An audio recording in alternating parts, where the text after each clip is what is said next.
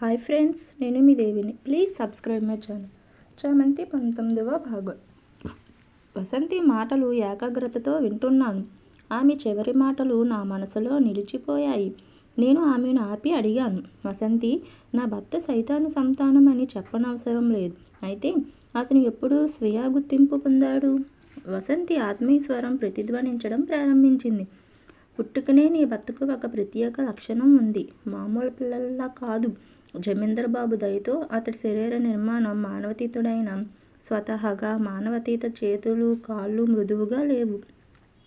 పుట్టినప్పటి నుండి అతని శరీరం ఉక్కులా దృఢంగా ఉంది. కేవలం 1.5 వయసులో అతను సహాయం లేకుండా కూర్చోవడం ప్రారంభించాడు. 3 నెలల నాటికి అతను నడవగలడు. అతని శరీరం మానవ శిశువు కంటే 3 రెట్లు వేగంగా పెరిగింది. మామూలు పిల్లలు చెక్క బొమ్మలతో బంతులతో ఆడుకునే వయసులో, ఆ వయసులో మీ భర్తకు ఆటపాటలు, విషసర్పాలు, అడవిలోని క్రూరమైన నక్కలు, కానీ వాటితో అతని అనుబంధం స్నేహం కంటే తిండి. నాకు ఒక సంఘటన బాగా గుర్తుంది. ఆ సమయంలో చిన్న జమీందారు వయసు కేవలం 3 సంవత్సరాలు. ఒకరోజు ఒక విషపూరిత పాముతో ఆడుకుంటుండగా అతను అకస్మాత్తుగా దాని తల పట్టుకొని తిప్పాడు.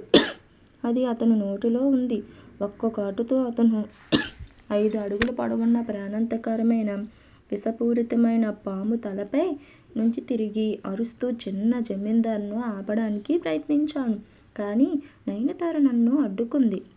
కొద్దిసేపట్లో ఆ పెద్ద పాము చిన్న జమీందారికి చిక్కడం నేను భయంతో ఆశ్చర్యంతో చూశాను. ఆ రోజు చాలా భయంగా ఉన్నా ఆ తర్వాత అది పరిపాటుగా మారింది.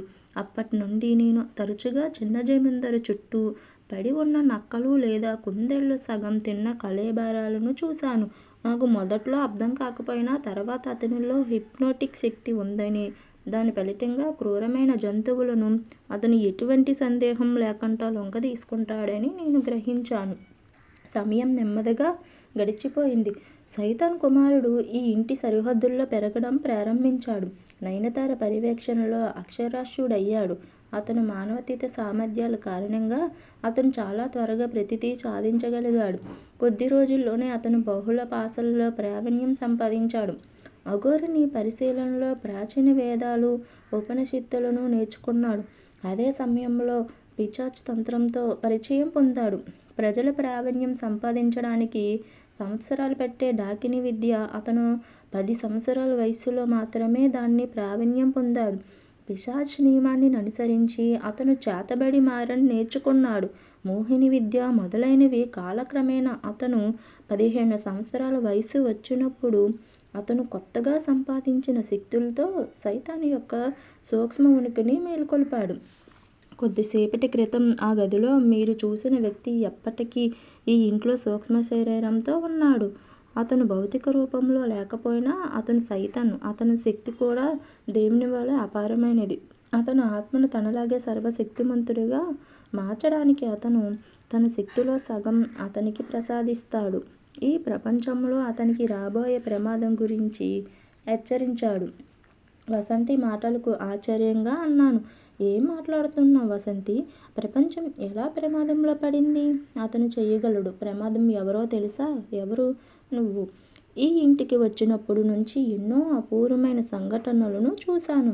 ఎన్నో అద్భుతమైన విషయాలను నా కళ్ళతో చూశాను. కానీ అలాంటివి ఎప్పుడూ వింటానని నాకు తెలియదు.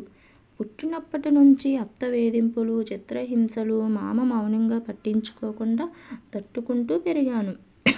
ఆ భయంకరమైన మానవ రూపానికి నేను ఎలా ప్రమాదం కాగలను? నా ఆలోచనలు నా మాటల్లో వ్యక్తమయ్యాయి.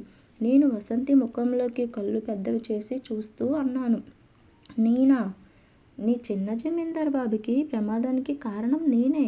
నీ బుద్ధి పనిచేస్తుందా వసంతి? లేక పిచ్చి పట్టిందా? నాలాంటి సామాన్య స్త్రీ సైతాను బిడ్డకు ఎలా భీతిల్లుతుంది? నా బలం ఏమిటి? అతన్ని భయపెట్టగలదా? వసంతి గొంతు ఇలా ఉంది. లేదు, నాకు పిచ్చి లేదు. అన్నీ తెలిసి చెబుతున్నాను. నీలో ఉన్న అపారమైన శక్తి ఏమిటో కూడా నీకు తెలియదు. సరే, రాజేశ్వర్ బాబు సక్తాబోధకుడని నా ద్వారా తెలిసిన తర్వాత నేను నీకు చెప్పాను. అతని భార్య తప్పుదారి పట్టడం, సంతానం పొందడం కోసం సైతాన్ను ఆరాధించడం గురించి. అతను సైతాను సంతానాన్ని నాశనం చేసే మార్గాన్ని కనుగొన్నాడు. ఆ విధ్వంసానికి మార్గం స్త్రీ అవుతుంది. నేను అంగీకారానికి తల ఊపాను. ఆమె మళ్ళీ చెప్పింది, సైతాన్ కుమారుడిని నాశనం చేయడం తనకు సాధ్యం కాదని జమీందార్ బాబుకు తెలుసు. అలా 3 నెలల పాటు ఒక యజ్ఞం చేశాడు. అతను తన స్వశక్తితో జగదంబదేవిని మేల్కొల్పి అఖండమైన శక్తి యొక్క కుండను కరుణారూపంగా పొందాడు.